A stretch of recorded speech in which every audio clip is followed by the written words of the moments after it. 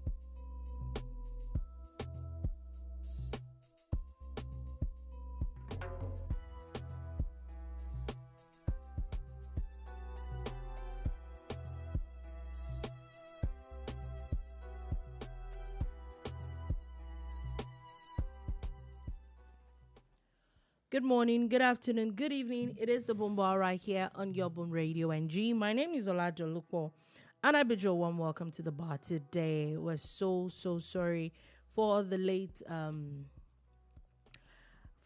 arrival today. It was been quite a number of things, but we're definitely here to give you the best. Be rest assured of that. That's the reason why we decided to do everything so that everything will be perfect today.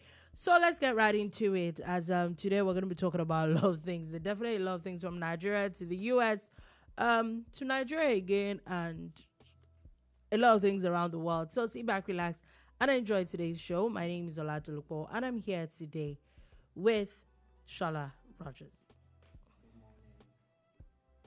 Good morning, good afternoon, good evening. Sorry, like Dolupo said, but we're glad we're here.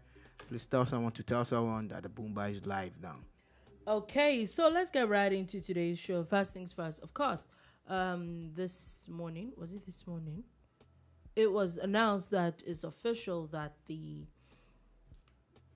Chief of Army Staff, Lieutenant General Taoreed Lagbaja, has passed at the age of 56. And it was such a very... you would have thought that maybe someone that was maybe that high up there, and someone that was young. Really, I actually didn't think he was that young, but he actually passed, and it's interesting. Yeah, those are not things that you hear a lot, especially things like in the army. You think that they're so fit, and especially in the past like 1 year that they have been announced. I think a year and some months. They've been announced. He seemed like a very hands-on person and someone that was very fit and all that. So, I do not think that the man was ill, but I don't think anybody's past the illness. Let's just put it like that. Well, May's soul rest in perfect peace. He's run his race. He's done a good job for Nigeria. Someone that I kind of followed his career, from a distance, especially when he was in the war front and the sectors, really there in the trenches. He's a soldier. He's not one of those generals that would lead from the office. He was always in the trenches. And when he was on a tour of all the installations across Nigeria, one of the things that stood out was how he would initiate the physical exercises himself. And the thing about the military and discipline is that if your guy is doing something like that, you have to do it too. You do it too. So you see everybody doing those push-ups, and he's doing 1, 2, 3, 4, 1. I'm like, oh God, that 4 is 4. It's not 1. Very fit man, amazing guy. He did his own bit, But there's a bit of controversy that, I don't get. According to the federal government, he passed on Tuesday. But a few weeks ago, Sarah reporters and another guy on Twitter, one Uday guy, Jackson Uday, had actually, said that the man had passed. Mm-hmm. And the army denied it vehemently. In fact, there were threats of going to get the guy that broke that news. Yeah. So you're wondering, so did he just pass on Tuesday indeed? Or he had Or passed a while ago. And he passed a few weeks ago, like those guys had insinuated. If he had passed a few weeks ago, where is the need to not announce it? If that was the case, or maybe those guys were just being mischievous. They were speculating, you know.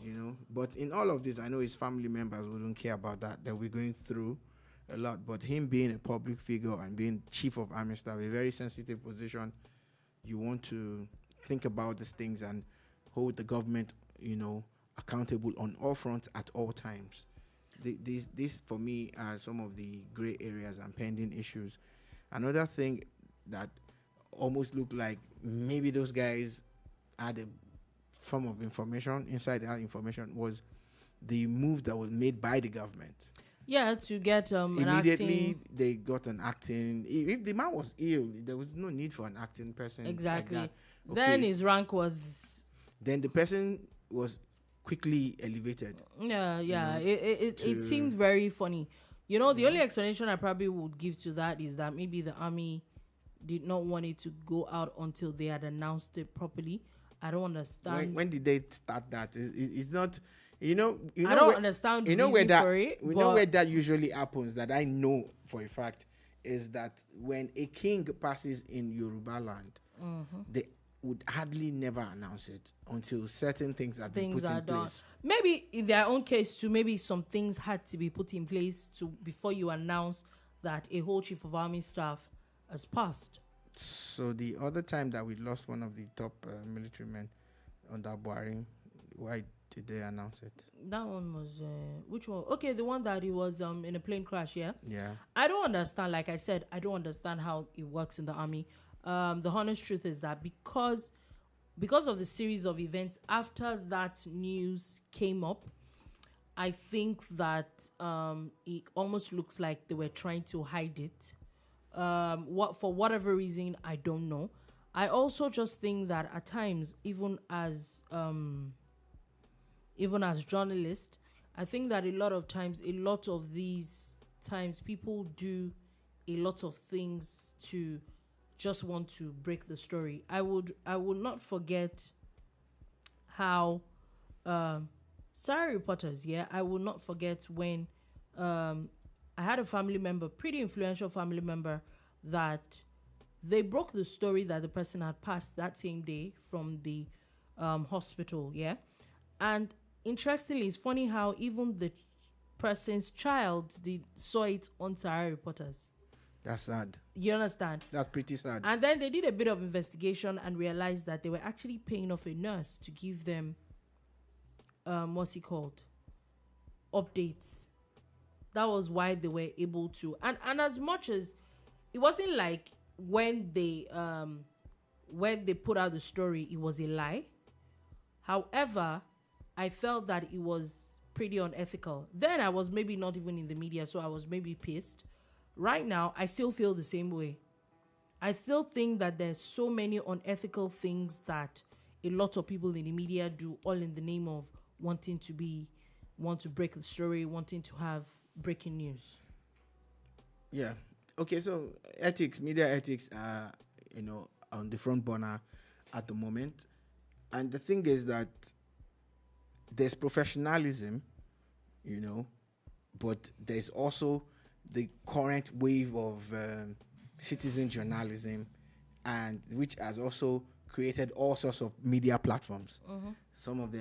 A lot of them are thriving, some of them are not, but a lot of them do not even know the basic, requirements of being in the media, and that's where the danger lies. But some of these people that you're talking about actually know, and they're more concerned about the clicks and the clout that they're going to get. They're more concerned about the eyeballs on their websites, which will drive traffic there, which will increase the adverts that they can get and all of that. So at the end of the day, they don't care. So journalists are it's a like business. For me, as much as everybody will say that, yes, the government and the army is probably answerable to Nigerians, I also feel that, especially when it's not affecting, I don't know if his death or announcing his death at the exact time that he died I don't know what is going to affect. There was already someone else acting in his stead. Do you understand? So it wasn't like there was a vacuum. Whatever time the person or the family or the government chooses to announce his death, I would not have thought that it was up for discussion. That's how I feel personally. Like, okay, they say that the chief of army staff died last week and they choose to announce it this week. What difference does it make? Why do we have to make it a thing? That's my point exactly. Why do we have to make it a thing that, okay, they announced it last week, they didn't announce it this week? They announced it when they felt like announcing it, but we have to make it news, and people have to feel that they've done something great to break the news first. I think that it just never sits well with me though. But anyway, President Tinubu had in morning, the chief of army staff has directed the national flag be flown half-mast, and he had postponed the Federal Executive Council meeting today in honor of Lieutenant General Lagbaja. You know, life is so transient. Life is very so fickle. Very. You know, here one moment, gone the next. Yeah, gone the next. And when you stay back, the ones that are staying back, that are still alive, we all carry on like we're going to live forever. But not lie. Anyway, moving on quickly from that, just wanted to put this out there that former Delta Governor Ifeanyi Okowa is said to have spent the second night in EFCC custody. It's happening. He is not going. It's happening. We don't know when he's going to get released, but he has not been released again. Just wanted to put that out there. Okay, now, you know, maybe we should even go and talk. Maybe we should finally talk about, you know, the elephant in the room. Where? The elephant in the room. A whole elephant. Donald Trump. How were you able to fit an elephant into this small room? Donald Trump is an elephant, so let's call it speed is speed. So, it's official. I think it's official. Donald Trump is the 47th president of the United States, is president or the president-elect. Anything is possible. But at the moment, he is the president-elect of the United States. And there are a lot of people for and against. I've seen a lot of conversation. There's a conversation about race. There's conversation about gender. There's conversation about the people that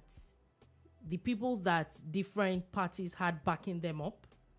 There's a conversation around how the current president, how he impacted his health, and when he decided to step down, how it impacted the election results, how then there is the issue of the Electoral College, and then there's the issue of different voting issues happening a few weeks ago, from ballot boxes going up in flames to people having issues voting as late as yesterday before people finally got to vote. You know, all those things culminating in Donald Trump winning the election.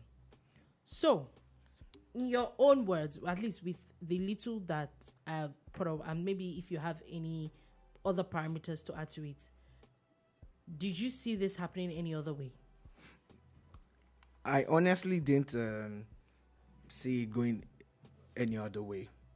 And one of the reasons is you look at the shift, you know, in support for the Democrats by some of their core supporters.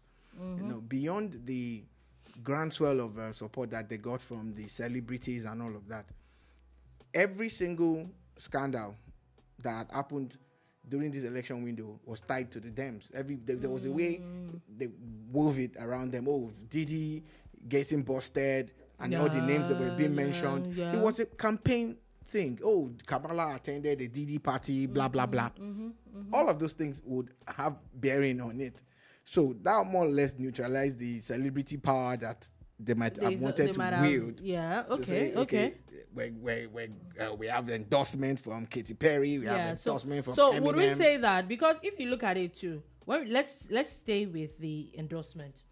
One major person that you can say that the Republicans might not have had a lot of endorsements from a lot of US celebrities, but they had one of the richest men in the world, Elon Musk. If you are on Twitter, in fact, I had to start removing some because it almost looked like there was an intentional push of Trump tweets and all that on Twitter. Do you understand? It's So, not. It's not. with It's Elon not Musk- almost. No, he owns the algorithm. He owns the platform, and he used it the way he wanted to. So would we say that the major, because it was major, that there's nothing anybody can say about it, the major endorsement of Elon Musk compared to was bigger I in think the real sense of it than I every think- other celebrity? I with- think there was no. I don't think he could neutralize the celebrities per se, but there was something that sparked or made him come public with his support for Trump, and it was the attempt on Trump's life. It was that singular event where there was an attempted assassination. So would we say that That particular had a also major bearing even on the campaign. on the campaign itself? Okay. You know, the fact that you're like, okay, who wants to kill Donald Trump? Why are they shooting at What, him? is it this? Is it And this how, hard? how was the guy allowed to get that close? All sorts of things. Yeah, there you were know? there were definitely a lot of speculations with that. Those things had a major bearing. But the biggest problem that the Dems had is the current president. The president, look, man was at one of those international events and he was out of sorts. One. It was out of sorts. It's a couple of. The one with Macron again didn't look good on them. Yeah. And as at that time, you know, it was probably too late to say they were going to call another Congress Exactly. and choose a presidential candidate. So they had to go with, you know, the most likely candidate, which is the vice president. And the vice president, I'm not sure she caught that image as much as everybody was talking about the glass ceiling and multicultural and multi-ethnic background and all of that. But you see, I don't think the U.S. is ready for a female president, regardless of the person's ethnicity, you know, or background. I think that they're not ready. If you look at the Hillary Clinton election, she won the popular vote and lost the electoral college. And you look at, in this case, Kamala couldn't even win the popular vote. Yeah, not to talk of the electoral college. Exactly. You know, for what I was going to say was two things that would we say that race and gender worked against her. Why I would say race and gender was obviously we saw Hillary Clinton, a pure white woman, and it still didn't work. In fact, now everybody seems to be hailing Donald Trump to be the only person that has stopped America from having a female president twice. Well, can we say that? Because personally, yeah, I know we're having this discussion a few hours ago, and I said that I personally see a lot of similarity between American politics and Nigerian politics. A lot of people might not agree, but my opinion. And why I said so is that I think that they both are still, as much as we're going to say the U.S. democracy is something 100 years, a few 100 years old, I do not think that it evolved as much. I do not think that, especially with the kind of violence, with the kind of attacks, verbal attacks on each other, you know, and even with what you hear from people and then the outcome of the results, I think that there's still major, they're still very conservative. Most of Americans, likewise Nigerians, are still very conservative. And why I said so is in the idea of having a female president. I personally don't think that any serious party now, and I'm not saying that it's impossible, but I like to be very, very factual. Any Nigerian party that wants to win an election, at least maybe in the next 1, 2, 3 election cycles, I don't see how a woman can win a Nigerian election. That's it. It's the same way I see with the US. I don't think that they have evolved as much to accept the idea of a female president. To now worsen it, people might not like it, but I think that there's still a lot of, I don't know if I'll call it racism in that point, but I don't even see how they seem to see yes, Barack Obama shattered that ceiling of having a black president, but I don't even see it happening anytime soon anymore. You see, If we looked at the way Barack became president, after that speech that he gave at the Congress and all of that, he became very popular and he was in high demand. Do you get? Yeah. That gave him a lot of time to campaign and build his campaign team, you know. I think it was one of the most organized campaigns I've seen in my adult life. The way they went about building their campaign team and bringing a lot of new voters into the system and all, you know, Obama was very organized. Kamala Harris did not have the luxury of that time. I think that also. And again, you see, look, it's hard for her to also, you know, remove herself from the performance of the current president of America. A lot of Americans, even Dems or people who voted for, they might not necessarily be Democrats, but the people who voted for the current president who would not be happy. They'll be like, look, we're not sure we want to continue with the same type of government. So there was a major shift. I saw a lot of people say, look, they voted for Biden, was the point but they're of not it? going to vote for Harris. They're not going to vote for Harris. Meanwhile, the funny thing is most of the top people that had worked closely with Trump all turned against him. All of them were like, you know, you can't let this guy in and all of that. But at the end of the day, I think it was more about Biden's burden, you know, than any other thing. It was about the burden of them, you know, looking at how Biden was perceived to have performed or not performed. That was the problem that they had, you know. Yeah, makes sense. I get your point. I get what you're saying. Anyway, you know the funny thing, I would also say to that was that I think that a lot of people might not like it. It seemed like a lot of people are angry about it. But the two things that I always keep saying is, how many people actually came out to vote? You didn't like this person, but did you come out to vote against him? No. Two, and there's, like you said, there's a large swell of protest votes, if we could call it, against Joe Biden.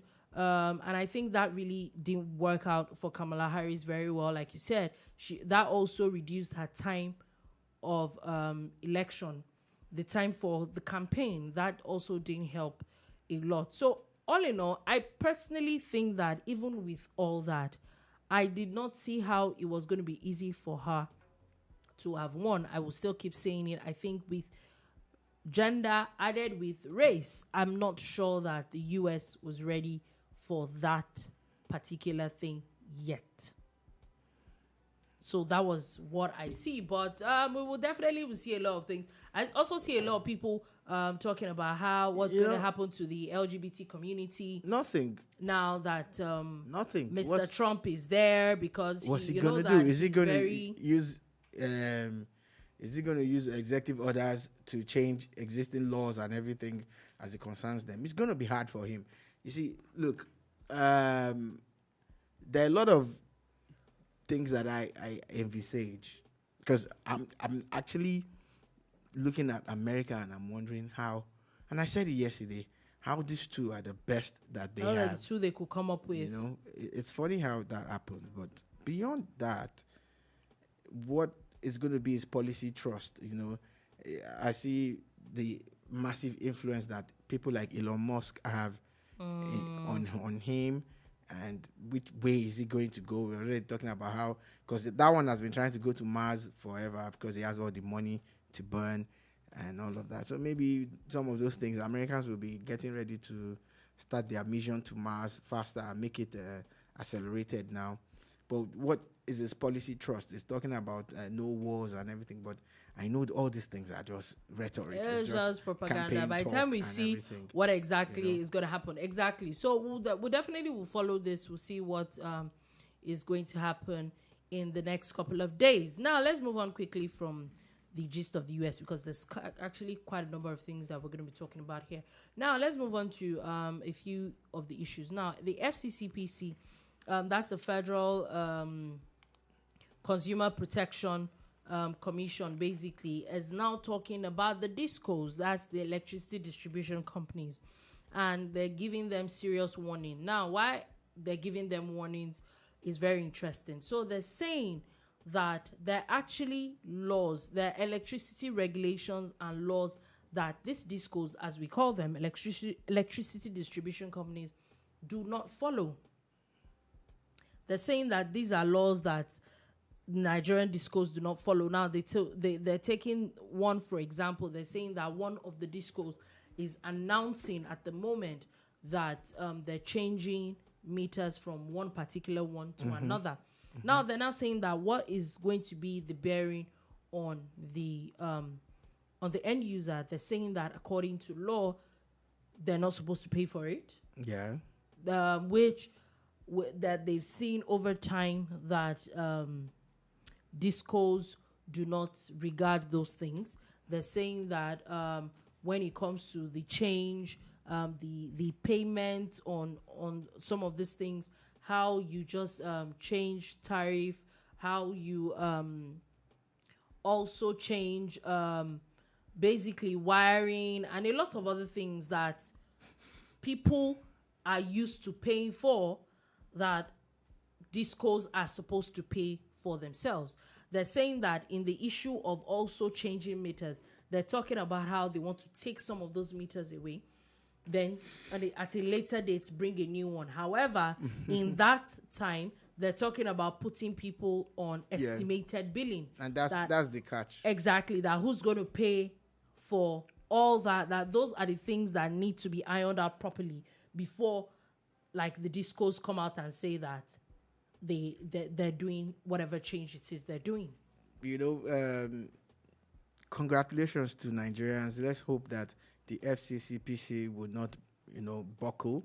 Let's hope that they will not look the other way. Let's hope that they will carry this and see it to, a reasonable end. I'm even excited because a lot of people don't even realize these things. Like the fact that it's even being brought to the front burner now, I think is a good thing. Yeah, so we need this kind of agencies to be on top of their game. It's just an evil agenda by most of these electricity distribution companies. It's wicked. My meter is working perfectly.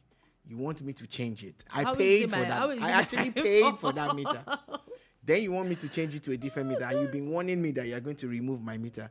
Then you didn't bring the new one immediately. Yeah. But you are going to remove the one I have. Pending when you bring it, you will now put me on estimated billing. And estimated bills are higher than... Oh, they're ridiculous. Because they are estimated. They're not accurate. You get. But when you have a prepaid meter, once you run out of units, your light goes off. I just see it as, exploitation of the highest order. And I pity the government. You see, the federal government, a lot of things are happening that will continue to paint them in bad light if they don't wake up to their responsibilities. Exactly. Because the people who are at the receiving end are the ones that will vote for you again. Exactly. If they will vote, get. So all these things that the oil and gas people are doing, the transportation companies are doing, what's it called now? The electricity distribution company. It's going to bounce back on the government. The people will bear the pain, Abby, but when the time comes... But I hope people don't bear the pain yet. Why I said so is because... We're already bearing the pain. No, like, for example now, this particular one, I will not hold my breath out too much, but at least to a large extent, I'm happy that there's a government agency that is even stepping up to realize that there's a problem. We did listen to them. Are they going to get the kind of backing that they should have? I hope. Is the Minister of Power going to jump on this? I really hope they do. Is the presidency going to jump on it? They have. Something has to be done. Will there be a court order? So according to what FCCPC is doing now, they're supposed to. I think they are supposed to. They're reporting them to the NERC to look at this thing, because now they're saying that these are existing regulations that constantly DisCos seem to flout from time to time. And why I also say that this, I also would agree with, even bringing this to the fore, is now a DisCo comes to my house now and you tell me that you want to take my meter away. This already tells me that there's a problem. You have already, now I have new information that I did not have before, and then you're not going to take me for a ride. However, it's not everybody that still gets this information. So I get that point. But I hope that this is just not in the talking, and that there's going to be a bit of action on this. Now, still talking about the federal government, the new minister of what's his name now? The new minister of education, Tunji Alausa, has now overturned the 18-year benchmark that was put for students to get into university. So now they've reversed it, and according to him, the talk is that it has now been reversed to age 16. But what that also now means is that you have to be 16. Because we hear of 14, 15-year-olds getting to uni. A lot, especially a lot of state and private unis. Okay, beyond laws, it's funny how the same government, two different ministers, two different agendas. The one that was removed was even going to make it very, very compulsory for children to get to a certain age before they could even try to enter uni in the first place. The new one is saying reduce it, you get. 16, well, okay. I just feel that, again, there should always be some kind of caveat or some leeway for gifted children. Like, there will be some children who are extremely gifted that they don't have to wait until they are 16. You get, some kids will run through your syllabus or your 1 year syllabus in a couple of weeks or days, as the case may be. You know, so let's leave that. But that's an extreme situation. But Nigerian parents are already, you know, living this dream. This is what they've been planning to do for many years. There's a trend where you see that, especially in private schools, their children don't get to go to primary 6. It's from the age of, from class 5 or primary 5, or some schools call them grade now, that they would go to secondary school. Then they get to secondary school. They also don't get to use 6 years again. They start to do their... Okay, you do GC in SS2 and then you now leave. Okay. Okay, that's you true. know, so a lot of parents are in a hurry. And a lot of those things they are trying to happen. live their dreams in their children. I wish I had finished school earlier. But please, allow your children mature. Allow them grow. Let them go through, you know, the normal process. You know, and the normal honest truth thing. is that for someone that got into uni at age 16, did I cope? Yeah. Could I have done better? Maybe. Could I have had better choices? And you know, this is not even about maybe hanging out with people. I was even like probably one of the most boring people to ever go to uni. And it wasn't even like I was not a fico. At the same time, I was not even churchy. I was just there. But there are a few decisions that I probably would have made better if I was a little older. Do you understand? Like, it's when you get to uni, and especially when you're not getting to uni, you now see that uni especially makes you a leveler. You're seeing people that are probably as old as your parents. You're seeing people as old as your aunties in school, and nothing is happening. Like, there's no big deal about it at the end of the day. You think that, okay, you need to get out at a certain age. And then, especially when you see that most of the time, the older people in your class seem to get better grades most of the time. They probably know how to have better time management. Do you understand? How to deal with work, the school, life balance better. Because, of course, they're more mature and all that. So do I think that age 16 is young? I still think age 16 is young. I'm actually all for age 18. I would just not think that it should be cast in stone. And why I said I think so is because a lot of times, like, take for example, I wrote JAM only once, I wrote WAEC only once, and I passed. The academic part of it is I think is just one little part of tertiary education. Especially for people that got into uni or finished secondary school, maybe went to a private school, went to a private primary school, went to a private secondary school. You lived a shielded life for so long that if you're not careful, do you understand? You seem to have realized that there's a lot more to the world. You don't see a lot until you get out in the world, and then by the time you get out in the world, you get to uni, it could be, the culture shock could be a lot. So it probably would be easier on someone that is older. Yeah, because again, age is just a number, but a lot of people would also still have to mature. You still have to grow. There's a level of experience that comes with being around for a while. There's this level of emotional, intelligence that you require. That exactly. There are a lot of things. Then stress again, the ability. Someone who's been around longer will probably have a larger threshold to handle stress and everything. That's it. Some kids will have some of these qualities and they're not 18, so it's fine. Very true. So this goes back to parenting and teaching your children resilience and building them up to the point where that they're good to go regardless of their age.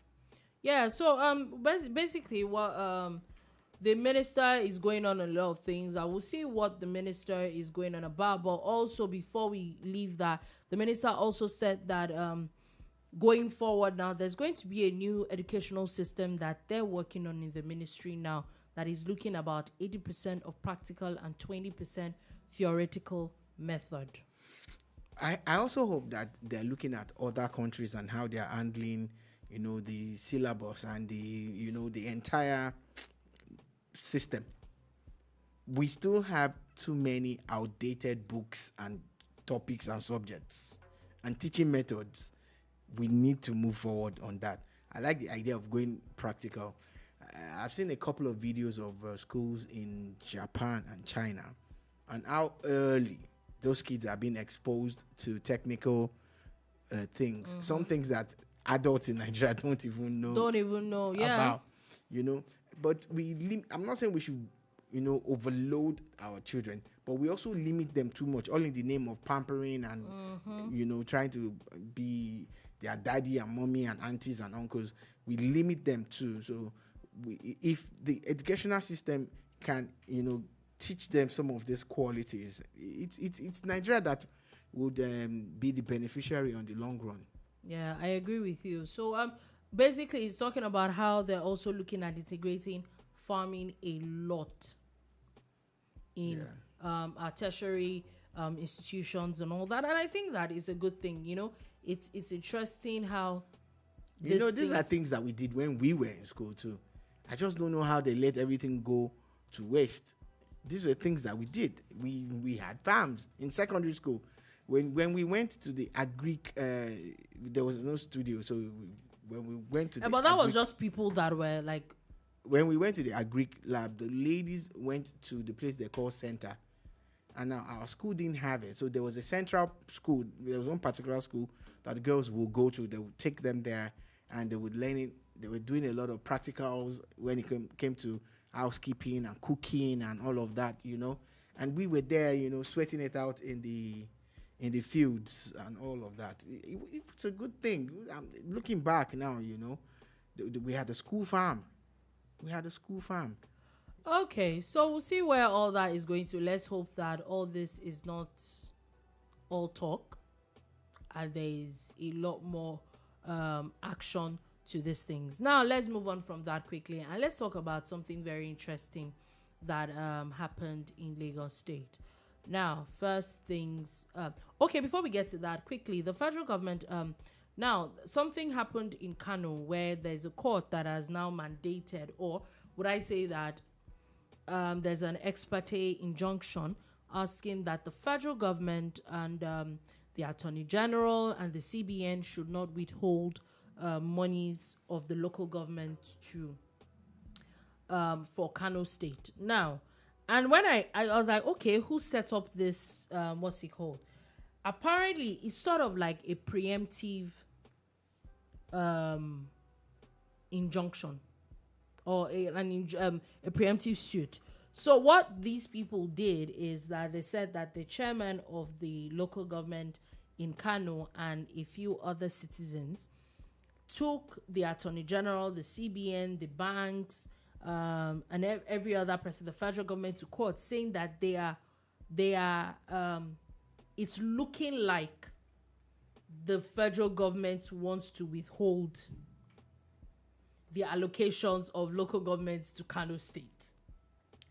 And what is interesting is, if you have not done anything untoward, why are you preempting that that's what they're planning to do? Nigerian governors would never cease to amaze me, even if the governor of Kano's name doesn't appear in this. Is the voice of Esau and the hand of Jacob, something like that. Yes, and you see, this is it. If you are serious about development in Nigeria, you will follow the laws of the land. And guess what? It's a state high court. Of course.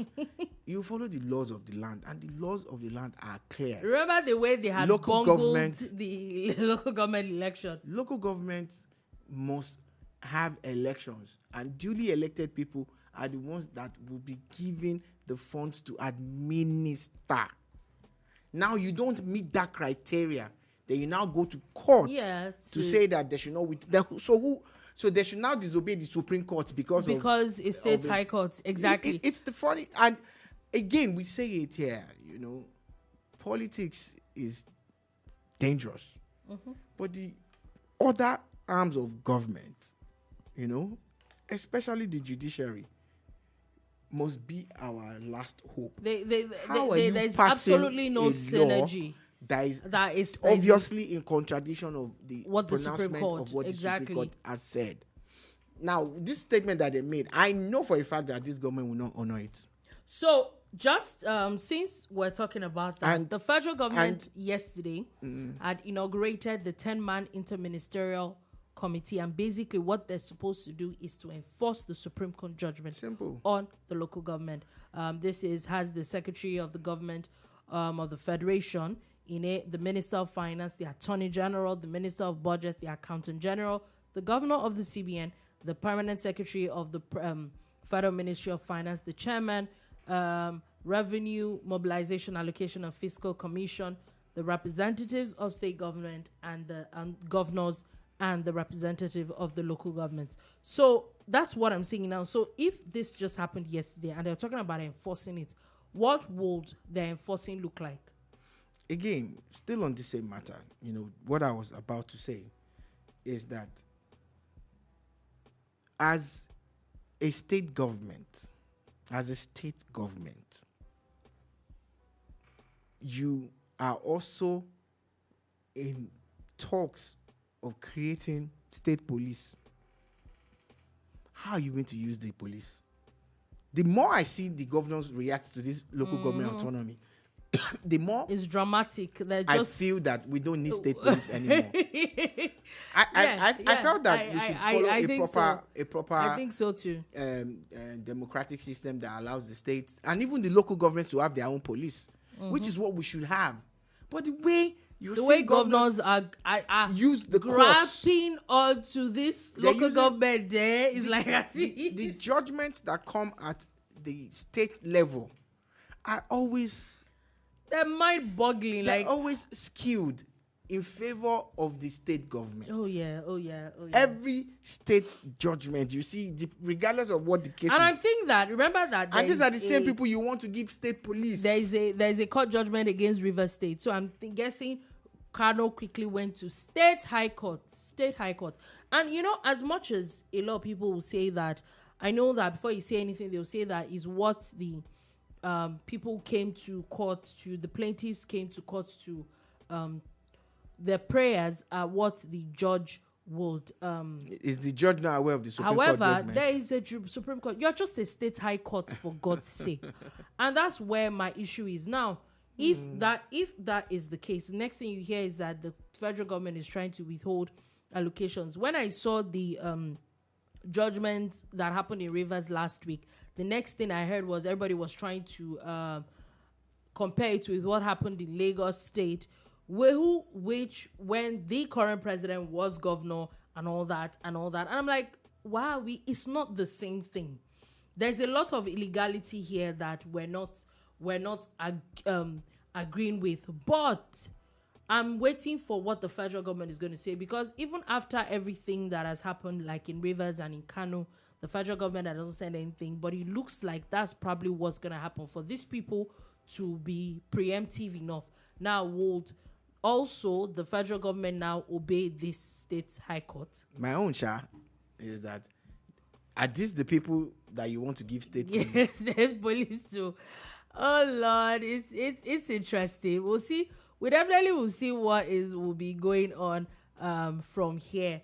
Definitely. Now, moving on from that, and I want to talk about something very sad, actually, something that happened in Lagos State a couple of days ago, like 2 days ago, actually. So, in Pinnock Estate on the island in Lekki area of Lagos State, apparently a security person was mauled and killed by dogs. And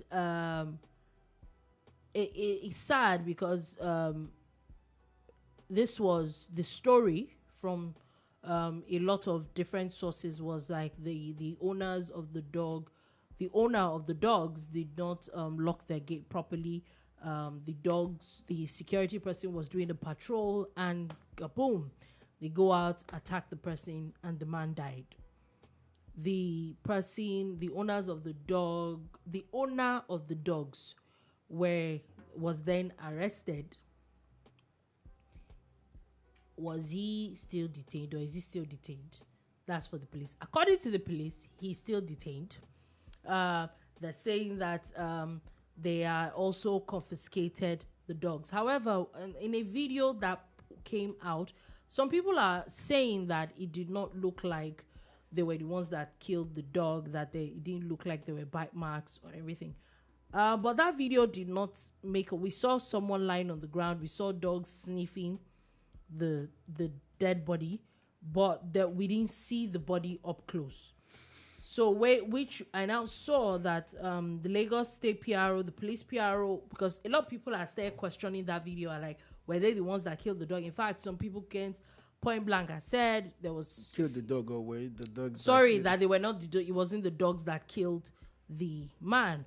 Only for the police PRO to actually come out and say that because there were not gory pictures that were posted of bite marks and all that.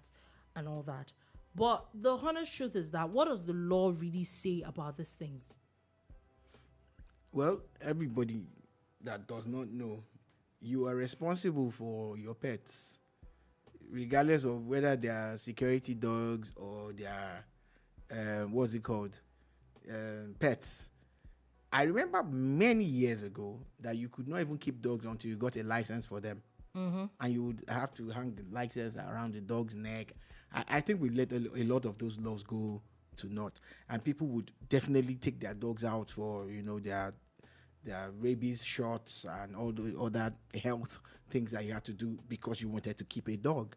And that's why some people would not bother to own a dog, because there were rules and regulations around it. Yeah. And I think we've let that go.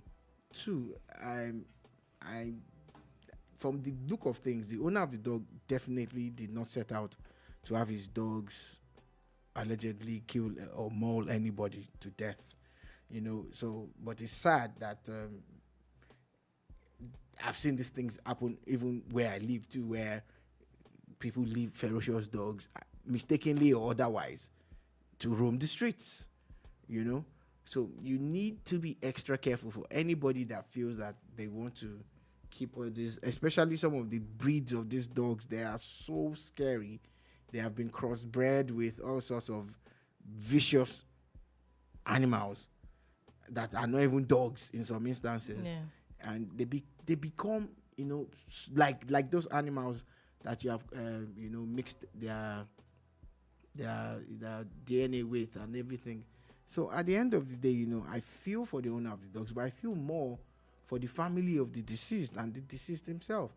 And how you start to wonder, like, oh man was just doing his honest job. Yeah, it's just met his end just like that, without any second chance. It's gone, and it's gone for forever. Exactly. You know, it's a sad. very sad situation. It's sad on both sides. It's a very sad The situation. man that died, like you said, that was just going about his regular life.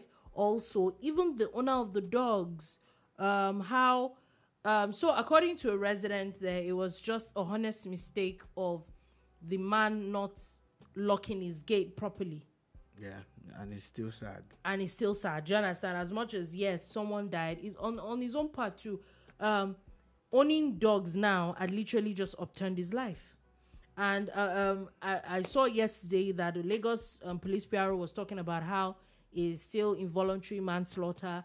It could actually still land him in jail, not just any jail. He could actually be in jail for the rest of his life if not possible. There's a bit of drama even from the estate and all that, but I think it's confirmed that the dogs are actually now with the police and all that. But it's actually a very, very sad incident where either way we want to whatever way we actually want to look at it. Now, still talking about the police have arrested suspects for dehumanizing teenagers in Ebonyi State. Apparently, there's a viral video that was out a couple of days ago where there were 2 teenage girls that were being beaten. They were being stripped naked and by some guys. Really, I'm not going to say exactly. I'm not sure exactly what these girls did, but they were beaten, and then that video was out. So now the police have now confirmed that these people have actually now been arrested. And I think it's a good thing. People really need to continue to realize that it is actually not right to hit other people. Yeah. Number one. Two, to now go to the extent of dehumanizing them, literally stripping them naked, and then making videos and then putting those videos out. It's different layers of illegality. Let me just put it like that. You know, still staying with all of these human angle stories and all these police-related stories. Yesterday, a video went viral in Nigeria, more of the Lagos area, of when the traffic management authority in Lagos, we fondly call them LASMA. Yeah. Had stopped a bus driver, maybe had broken some traffic rules, and they were going to impound this bus, I presume. And the next thing is the guy gets fuel, douses himself in it, douses a few of the LASMA guys too, and fire. His boss, himself. Man, it's crazy. And I've looked at that thing from different perspectives. I just come to the conclusion that a lot of people are going through a lot. And our thresholds are not that as strong as they used to be. And they vary from person to person. I honestly think that there's a lot of frustration out there. And I'm just going to encourage law enforcement people also to know, to read the room and read the street too. Because they had to run away from that place. They jumped into their truck. And I saw the video still showed how they were still being chased down. I hope they didn't catch up with them because they would have had some kind of mob action. But regardless of what has happened, what would make someone set himself, on fire just because they want to see his boss? When I saw that thing, I'm like, this person definitely had a death wish. It wasn't about stopping this thing, and that now calls to question this person's mental state. At the end of the day, the honest truth is that I know that a lot of people want to say those LASMA people, this and that. The truth is, at that point, were they really responsible for his mental state? No. They probably didn't know what he was doing. Had he probably broken a few laws? He probably did. But you see, again, that's why. So Lagos can't has totally gone far. blame them. No, it's not about blaming them. Nobody's blaming them. I'm advising them to read the room, read the streets for their own safety. There are several videos: Federal Road Safety, Lagos State Traffic Management, police. There are several videos of them trying to apprehend drivers, and it leads to violence. I get the part where they can be smarter with. You see them jump in front of vehicles and people hit them with the cars. There was a policeman that was hit about 2 years ago, and they knocked him off a bridge somewhere. Thank God he survived. Another one, you've seen them jump on the bonnet of a car. In fact, Ashake has a song that starts with a policewoman who was in distress. Help me, help me. Yeah, They because carry she me jumped go where in I the don't car. know. Yeah. But what I'm saying is that they should read the room and also deploy a bit of tact and technology. Yeah, maybe not even The man read has the room. look. He has Last plate man has numbers. been using camera phones for years. They have it. There was a time they had digital cameras that were given to them. He has a plate number. I think they now even wear body cams and all They that. have body cams. LSNSA have body cams and everything. You know, Take his plate number, exactly. don't jeopardize your own life because you want to enforce the law. Okay, There's a Bukola way. Medivi says they triggered the frustration. Yeah. I get the point. That's what I'm However, saying. they just might not have known that was it. How do you but know? Nobody like knows. I said, there's a bit more. If you stop a car, the car does not stop. The car has a plate number. I'm sure that before the end of the day, he would have gotten arrested. As far back as when we were in primary school, they had taught us how to take plate number. You will know LA 545 SC. Okay, that's the car that did something. You write the plate number down. And Police then- comes, you give it to them. This was the car that did it. They will track the They person. will track and the person. And that was in the 80s. This is 2024, and you're using your physical presence, your body, your life to say you want to restrain. So I think a lot of times I look at them as dumb. I say these guys are dumb because you're risking your leg, your limb. Do you know how much they're doing prosthetic leg now? It's definitely is So crazy. that's what I'm saying, actually, that regardless of what it is, Have sense. At least keep your own there, life. there has to be a different way. Yeah. There has to be a I different agree. way. If the guy is going to escape, let him escape. Let him escape. But you would have at least, gotten his details. If it's fake plate number, you would have seen features of his boss that would, because you would have made a video, and taken exactly. pictures. It's for their own safety. Anyway, moving on from that quite quickly before we go. Champions League Day 4 started yesterday. Match Day 4 started yesterday. We saw a lot of goals. A lot of goals. PSV Eindhoven gave Verona a thrashing of 4-0. Dynamo Zagreb gave Slovan Bratislava also 4-1. AS Monaco beat Bologna 1-0. Borussia Dortmund beat Sturm Graz 1-0. Celtic defeated RB Leipzig 3-1. Juventus and Lille played a 1-1 draw. Liverpool definitely trashed by Leverkusen 4-0. I did not think that it was going to be such an easy ride. Because for first half was Liverpool. very tight. Yeah, and especially the kind of verve that Bayern Leverkusen had brought since last season. It was just you would have thought. Another one that I did not see happening. A lot of surprises was AC Milan trashing Real Madrid at home 3-1. Yeah, that one was shocking, man. Like, how did it happen? But you see, definitely you notice that Madrid is in a slump at the moment, and it's continuing. It's not over. It's not over. Another one that it looks like it might not be over is Sporting CP defeating Manchester City 4-1. Yeah, the star of that one is not even the players, it's the coach, Ruben Amorim. 39 years old, is looking like the real deal.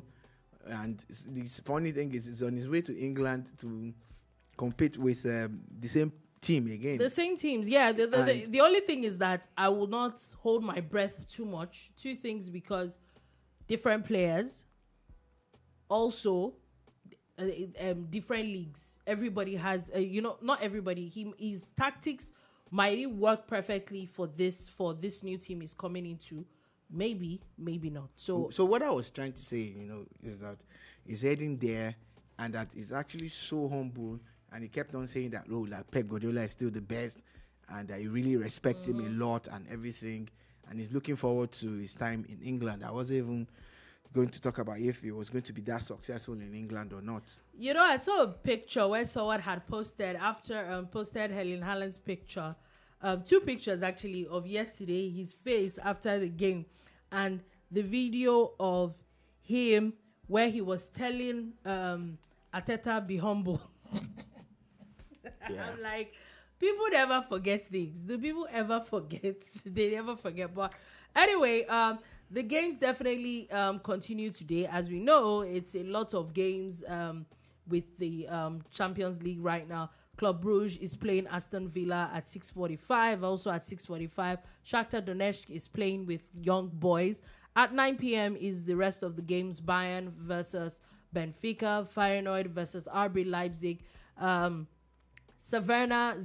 Zvezda, I hope so, that I pronounced that properly, and Barcelona, Inter Milan and Arsenal, PSG and Atletico Madrid, Sparta Prague and Brest, and Stuttgart and Atalanta. It's probably another day to see another Ademola Lookman.